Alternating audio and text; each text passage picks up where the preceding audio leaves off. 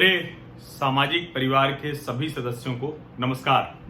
रात के 9:30 बज चुके हैं और ये वक्त है जब मैं प्रतिदिन दृष्टिकोण लेकर आता हूं, जिसमें दिन भर की खबरें और उनका विश्लेषण होता है। तो दृष्टिकोण तो आज भी है, लेकिन आज कोई खबर नहीं है। आज कहें कि जो खबरें मैं लेकर आता हूं, एक न्यूज बुलेटिन जैसा, जिसको आप लोग कहते हैं कि जरूर ये आप लेकर आइए, तो आज वो नहीं है। इसके लिए मुझे क्षमा कीजिएगा।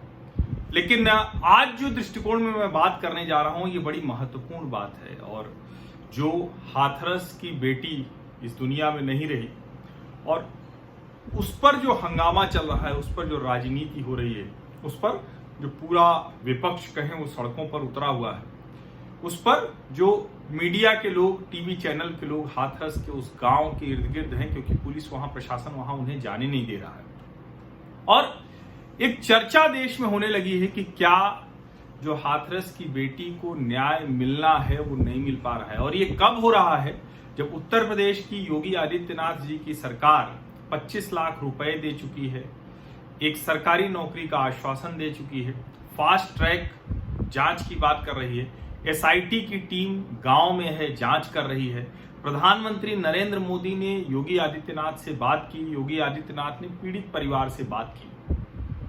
इस सब के बावजूद लोगों को भरोसा नहीं हो रहा है कि उस जो बेटी अब नहीं है, उसके परिवार वालों को न्याय मिल पाएगा। और जब ये बातें चल रही हैं तो कई तरह के साजिशी सिद्धांत चलने लगते हैं। और मैं ईमानदारी से स्वीकार कर लूं कि मुझे नहीं पता है कि क्या हुआ है, मुझे एकदम नहीं पता है।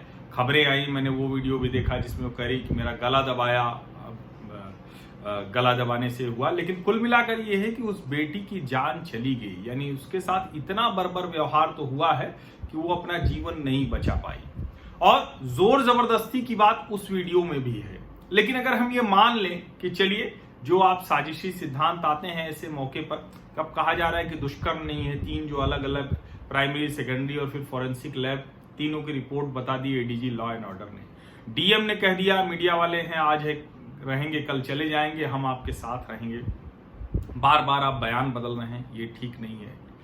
फिर वहां जो एसडीएम है, एसडीएम किसी को अंदर नहीं जाने दे रहा है। फिर वो सांसद हों, फिर वो पत्रकार हों, उनको धक्का मारकर बाहर निकाल दिया जा रहा है। जो अलग अलग खबरें आ रही हैं, उन खबरों के मुताबिक ऊपर वाला कुछ दबाव भी है कि किसको कहा जा रहा है। प्रदेश में जो सूचना विभाग देख रहे थे अवनीश अवस्थी, अब उनसे वो काम लेकर नवनीत सहगल को दे दिया गया है, जो इसी काम के मैनेजमेंट के लिए जाने जाते हैं। लेकिन सवाल ये है कि क्या इतना गंभीर मसला वो उत्तर प्रदेश में हो, मध्य प्रदेश में हो, राजस्थान में हो, दिल्ली में हो, महाराष्ट्र में हो, पंजाब में हो, केरल में हो, तमिलनाडु में हो, देश के किसी हिस्से में हो, बिहार में हो, बंगाल में हो, क्या महिलाओं पर इस तरह के बर्बर अत्याचार पर इसी तरह की राजनीति देखने के लिए हम अभिशप्त हो गए हैं?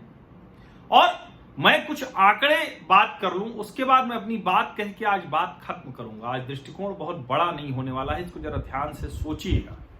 मेरे पास भी आप लोग, बहुत ढेर सारे लोग मुझे वीडियो भेज रहे हैं, बहुत लोग भेज रहे हैं कि आप वो उस लिबरल गिरोह के, लेफ्टिस्ट गिरोह के प्रोपेगेंडा में आ गए। कुछ लोग कह रहे हैं कि आप भी कांग्रेसी निकले, कुछ लोग कह रहे हैं कि अरे आप तो भाजपा के बड़े समर्थक थे, आखिर आप इस पे ऐसे कैसे बात कर रहे हैं।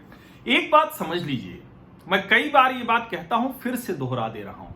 अगर आपको मानवीय मुद्दों पर, कानून व्यवस्था के मुद्दों पर, राज्य की बेहतरी के मुद्दे पर, अपने जिले की बेहतरी के मुद्दे पर, अपने जनप्रतिनिधि के मुद्दे पर, लोकतंत्र के मुद्दे पर, अगर आप अपने किसी विचार, पार्टी, नेता की वजह से कुछ बोलते हैं और उसके हिसाब से तय करते हैं, तो इससे खतरनाक कुछ नहीं है।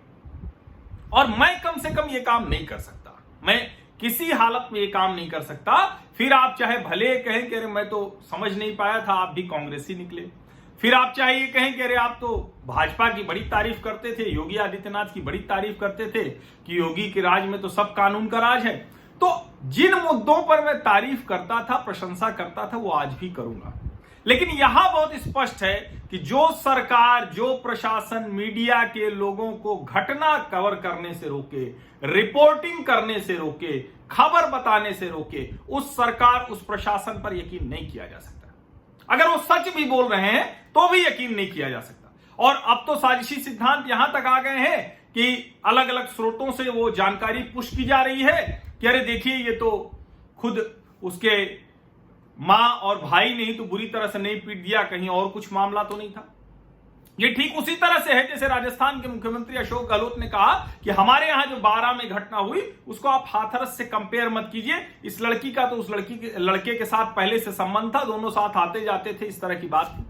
अब जब इस तरह की बात नेता करने लगे तो ये समझना चाहिए कि देखिए मूल समस्या से हटा देना ये राजनेताओं की सबसे बड़ी कुशलता है। यानी महिलाओं पर अत्याचार आज के समय में भी, आज के आधुनिक समय में भी इस बर्बरपूर्ण तरीके से हो जा रहा है, इस मूल समस्या की बात ही नहीं। यूपी, बिहार, राजस्थान, मध्य प्रदेश, दिल्ली, बंगाल, महाराष्ट्र, केरल, पंजाब, तमिलनाडु, आंध्र प्रदेश, कर्नाटक, कहीं भी किसी महिला के साथ बर्बरता हुई और मैंने पहले भी कहा था कि वो कोई मुख्यमंत्री या प्रधानमंत्री या कोई नेता उसको प्रश्रय नहीं देता है। लेकिन 2012 में जब निर्भया के साथ हुआ वो अत्याचार, वो बर्बरता, वो घिनौनी हरकत की, तब भी कोई उसको समर्थन देने नहीं गया था। तब भी कोई यूपीए की सरकार या शीला दीक्षित या मनमोहन सिंह की सरकार उनके साथ नहीं खड़ी थी। लेकिन जन भावना इसी तरह से उबलती है और मैं भी कई दिनों तक उस आंदोलन में, चूंकि दिल्ली में हो रहा था, मैं गया था। एक दिन तो रायसीना पहाड़ी पर जब सब बैरिकेड के ऊपर चढ़ गए थे तो मैं भी जोश में ऊपर चढ़ गया और मैं हाथरस नहीं जा पाया क्योंकि उसके लिए यहां से निकल के जाना होता, वहां नहीं है और चूंकि मैं स्वतंत्र पत्रकार के तौर पर मेरी अपनी सीमाएं, शायद दिल्ली में होता तो मैं भी जाता। सोचा कि जंतर मंतर जाऊंगा तो यहां देखा कि राजनीतिक वितंडावाद खड़ा हो गया है, राजनीतिक रोटियां सेकी जा रही हैं जंतर मंतर पर। और इसीलिए मैं कह रहा हूं कि आप हाथरस की बेटी को न्याय हो या बलरामपुर की बेटी को न्याय हो, आप कहीं जाति, धर्म, मत, पंथ, संप्रदाय देख के मत करिए। आप अगर राजस्थान के मामलों पर नहीं बोल रहे हैं, चुप हो जा रहे हैं, राजनीति, तो मैं बार बार एक सवाल और करता हूं। कई लोग ये कह रहे हैं कि मीडिया तो ये बीजेपी की सरकार है, योगी की सरकार है, इसलिए कर रहे। अरे भाई, तो राजस्थान में भारतीय जनता पार्टी को सड़कों पर उतरने से किसने रोका है? और विपक्ष का ये काम है कि कहीं भी अगर इस तरह के दुराचार, दुष्कर्म, बर्बरता के मामले आ रहे हैं तो उसके लिए विपक्ष खड़ा हो, सड़क पर उतरे। और अगर कांग्रेस के नेता उतर रहे हैं तो आप उसको राजनीतिक नौटंकी कहिए या कुछ भी कहिए, ऐसे ही आंदोलन सड़क पर होता है और वो खड़ा हो जाता है। आप चलाते रहिए कि परिवार वालों को क्या किया, 25 लाख 50 लाख का प्रलोभन दिया, ये सब चलता रहता है। ये सब और तो और निर्भया के माता पिता के ऊपर भी ढेर सारे साजिशी सिद्धांत थोप देने की कोशिश उस वक्त हुई थी। तो सरकारों को यह समझना चाहिए कि ऐसे संवेदनशील मसलों में इस तरह के साजिशी सिद्धांत काम नहीं करते। और योगी जी, उमा भारती जी की बात सुन लीजिए। एम्स ऋषिकेश में भर्ती हैं, कोरोना वार्ड से उन्होंने 7-8 ट्वीट आपको किए हैं और उन्होंने लिखा है कि मैं अगर ठीक होती तो मैं भी हाथरस जाती, तो क्या उनको भी आपकी पुलिस रोक देती?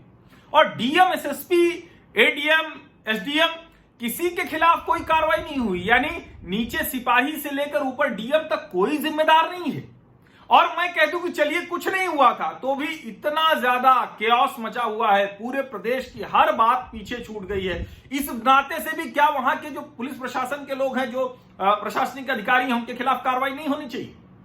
और इन सब के बीच में जो असली बात हो छूट जाती है। एनसीआरबी का डेटा क्या बता रहा है, आंकड़ा क्या बता रहा है?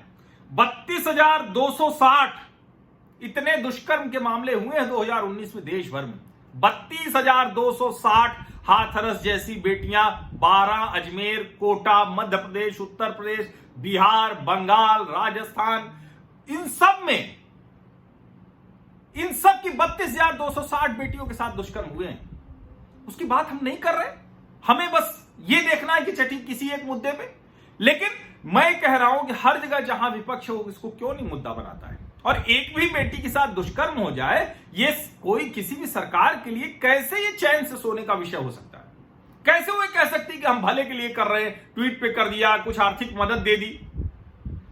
राजस्थान सबसे ज्यादा मामले हुए थे, 6,051 दुष्कर्म और दुराचार के मामले। अशोक गहलोत जी, आप कह रहे हैं कि अमित शाह जी आइए, धर्मेंद्र प्रधान जी आइए, ये आइए, किसी को आने की जरूरत नहीं है।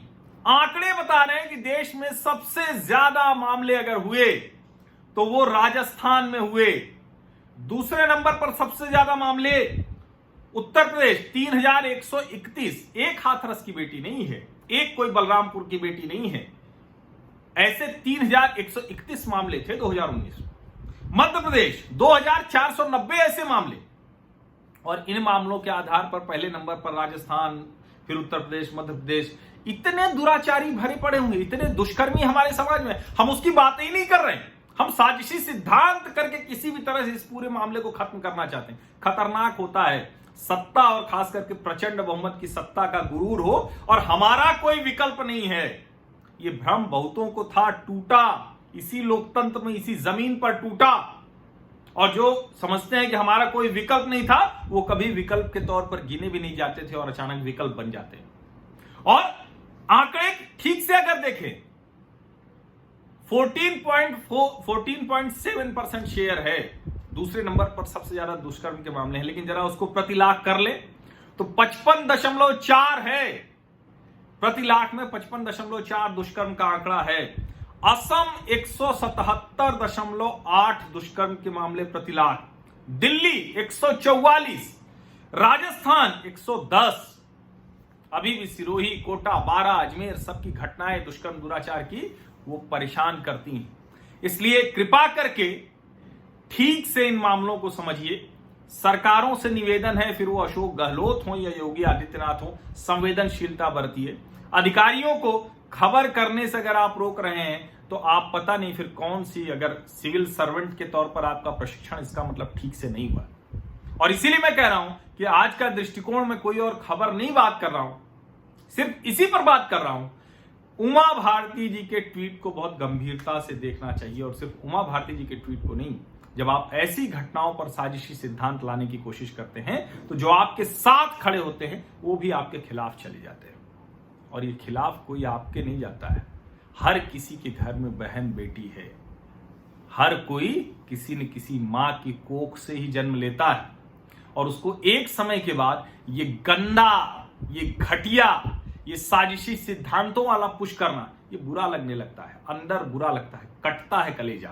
ये छोटी सी बात अगर आपको नहीं समझ में आ रही है तो फिर मैं एक बात कहता हूं कि लोकतंत्र हर चीज का समाधान है। बहुत बहुत धन्यवाद। आज के दृष्टिकोण में बस इतना ही, और क्षमा कीजिएगा कि आज मैं वो रोज वाला बुलेटिन लेकर नहीं आ पाया। मुझे भी लगता है कि वो बहुत आवश्यक है, लेकिन आज उसकी मना स्थिति कतई नहीं थी। मैं बहुत कोशिश की मैंने, और मैं आपको ईमानदारी से कहूं, पिछले 3 घंटे से कोशिश कर रहा था कि मैं खबरें तैयार करके उसी बात करूं, लेकिन वो नहीं कर पाया। तो आज फिलहाल दृष्टिकोण में इतना ही। बहुत बहुत धन्यवाद। बस कोशिश कीजिए कि किसी पक्ष विपक्ष में खड़े मत होइए, इस समस्या के समाधान की बात कीजिए। एक भी दुष्कर्म, दुराचार, बर्बरता का मामला, एक भी महिला के खिलाफ अत्याचार, वो माथे पर हम लोगों के धब्बा है, उसको कैसे मिटाएंगे इसकी बात कीजिए। बहुत बहुत धन्यवाद।